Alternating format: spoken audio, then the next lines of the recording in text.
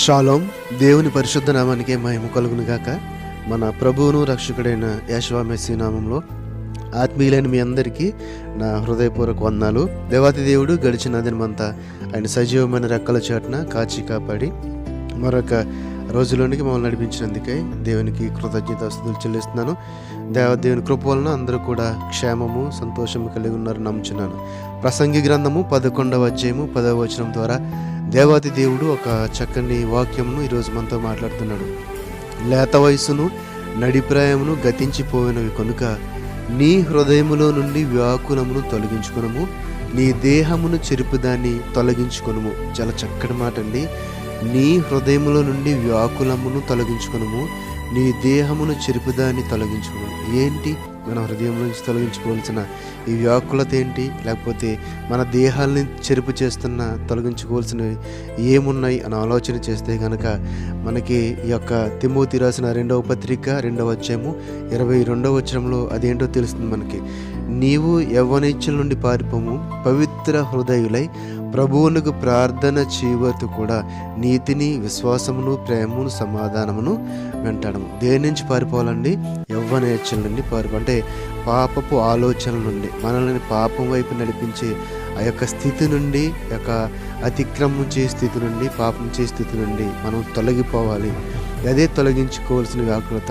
ఈ ఎప్పుడైతే మనల్ని వెంటాడుతూ ఉంటాయో ఈ యొక్క కోరికలు, ఈ యొక్క శరీరేచ్ఛలు, ఈ యొక్క లోకానుసారమైన పోకడలు, లోకాశలన్నీ కూడా మనల్ని వెంటాడుతూ ఉంటాయి. ఎప్పుడు కూడా మనకి శాంతి, సమాధానము, నెమ్మది ఉండదు. ఈ యొక్క దురాశ, దుర్నీతిని వదిలిపెడితేనే దేవుడిచ్చిన స్థితిని బట్టి మనం తృప్తి కలిగి నీతితో, నిజాయితీతో, నిబద్ధతతో ఉంటేనే అప్పుడే మనం నెమ్మది కలిగి ఉంటాం. ఇక్కడ చూడండి, చాలా స్పష్టంగా వ్రాయబడి ఉంది.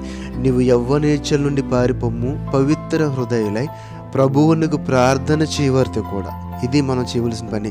ప్రభువునకు ప్రార్థన చేయవారితో కూడా నీతి, విశ్వాసము, ప్రేమ, సమాధానం వీటిని వెంటాడాలంటండి. మనకి వ్యాకులం నుండి, లేకపోతే యొక్క భయంకరమైన ఆందోళన నుండి, నెమ్మది లేని స్థితి నుండి మనం విడుదల పొందాలంటే మనం చేయవలసిన పని ఏంటంటే నీతి, విశ్వాసము, ప్రేమ, సమాధానం. ఎంత అద్భుతమైన మాటలు! వీటిని వెంటాడాలి.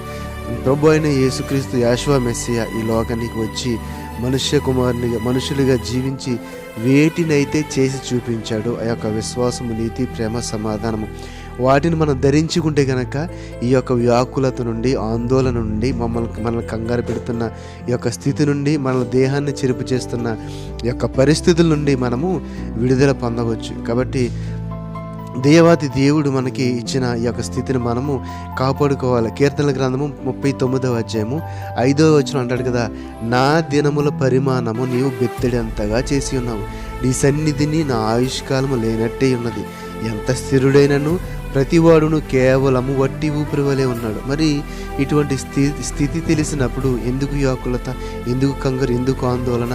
ఉన్న రోజులన్నీ కూడా దేవునికి ఇష్టమైన వాటిగా, ఆయన యొక్క చిత్తానుసారముగా జీవించినట్లయితే లేనిపోని ఆందోళనలు, లేనిపోని ఈ యొక్క లోకానుసారమైన ఈ ఆశలు పెట్టుకుని ఉన్న స్థితిని, శాంతిని, సమాధానం, నెమ్మదిని చెడగొట్టుకుని కంటే ఇక్కడ చూడండి, నా దినముల పరిమాణాన్ని బెత్తడంతగా చేసి ఉన్నావు, నీ సన్నిధిని నా ఆయుష్కాలము లేనట్టే ఉన్నది. ఎంత స్థిరుడైనను ప్రతివాడము కేవలము వట్టి ఊపిరి. ఎంత స్థిరుడైనను, ఎంత బిలియనీర్, కోటీశ్వరుడైనా, ఎంత పెద్ద ఉద్యోగం కలిగిన వాడైనా సరే, కొన్ని వందల ఎకరాల భూమి ఉన్నప్పుడు కూడా ఎవడైనా సరే ఎవడు స్థిరుడు కాదు. ప్రతివాడు కూడా కేవలము వట్టి ఊపిరి. ఏ క్షణాన ఏం జరుగుతుంది, ఏ క్షణాన ప్రాణం పోతుందో చెప్పలేము. గ్యారంటీ లేని యొక్క ఆయుష్కాలం. కాబట్టి మనమందరం కూడా ఈ స్థితుల్ని మనం గమనించి లేనిపోని యొక్క ఆలోచనలతోనూ, లేనిపోని ఈ యొక్క చెడు సహవాసాలతోనూ, లేనిపోని ఇతరులకు ఇబ్బంది కలిగించే ఇతరుల మనుషుల మధ్య ఇబ్బంది పెట్టే ఈ యొక్క కొండెప్పు మాటలతోనూ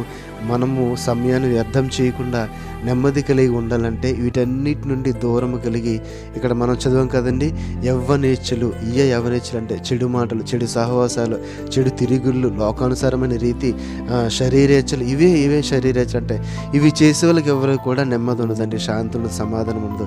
ఎప్పుడు వీటి నుంచి మనం పారిపోతాము, నీతి కలిగి జీవించడం ప్రారంభిస్తాము, విశ్వాసం పెరుగుతుంది, మనలో ప్రేమ పెరుగుతుంది, సమాధానం కలుగు. కాబట్టి ఈ మాటలను మీరందరూ కూడా ఇంకా ఇప్పటికి కూడా ఈ యొక్క లోకానుసారమైన బ్రతుకుతుంటే కనుక ఈరోజే దాన్ని విడిచిపెట్టి మీకు శాంతి సమాధానం నెమ్మది కలిగిన దేవుని చెంతకు రండి. ఆయన సమాధానం కలిగిస్తాడు. దేవుడు ఈ మాటలను బట్టి మన యొక్క ఆత్మలను బలపరిచి స్థిరపరచును గాక. ఆమేన్. పరిశుద్ధుడ మహోన్నతుడ మమ్మల్ని కన్న తండ్రి, నాయన ఈరోజు ఒక చక్కని మాటను మాకు నేర్పించారు ప్రభువా. మీలో ఉన్న వ్యాకులతను తొలగించుకోండి. మీ దినములు పరిమాణము చిన్నది, మీరు కేవలము వట్టి ఊపిరి వారు, మీరు స్థిరులు కాదు, మీరు నేస్తుంది మీ దేశము కాదు అని ఒక చక్కని రీతిలో మాకు తెలియజేశారు. అవును ప్రభువా, ఇక మేము బ్రతుకుచున్న ఈ యొక్క దినంలో తండ్రి ప్రభువా, అంతా నాది, అంతా నాదే, నాది నాది నాది అని చెప్పి తండ్రి ప్రభువా, లేనిపోని వ్యాకులత, లేనిపోని ఆందోళన, లేనిపోని తండ్రి ప్రభువా అసమాధానము, దుర్నీతి, దురాశలకు లోబడి ప్రభువా, ఇక నాయన నిన్ను నిర్లక్ష్యం చేస్తున్నాం. మేము మీరిచ్చిన ప్రేమను, సమాధానమును తండ్రి ప్రభువా మేము వెతకట్లేదేమో ప్రభు, ధరించుకోలేకపోతున్నాం. మమ్మల్ని క్షమించినైనా ఇదిగో నాయన నెమ్మది కావాలి, సమాధానం కావాలి. ఈ వాక్యం వింటున్న బిడ్డలందరికీ తండ్రి ప్రభు సమాధానం దయచేయండి. ఇదిగో నాయన వారు ఒక ఆశ కలిగి ఉంటే ప్రభు, లోకానుసారమైన రీతిని కాకుండా ఆత్మ సంబంధన జీవించిన ఆశ కలిగి ఉంటే బిడ్డలకు తండ్రి ప్రభు దానిని దయచేయమని, ఆత్మలో బలపరచమని, వాక్యం బట్టి నీకు దాని కృతజ్ఞత స్తోత్రాలు చెల్లించుకుంటూ నజరేయుడైన యేషువ మెస్సీ నామములో ప్రార్థన అడిగి వేడుకొనుచున్నాం తండ్రి. Amen, amen. షాలోమ్. అందరికీ వందనాలండి. Praise the lord.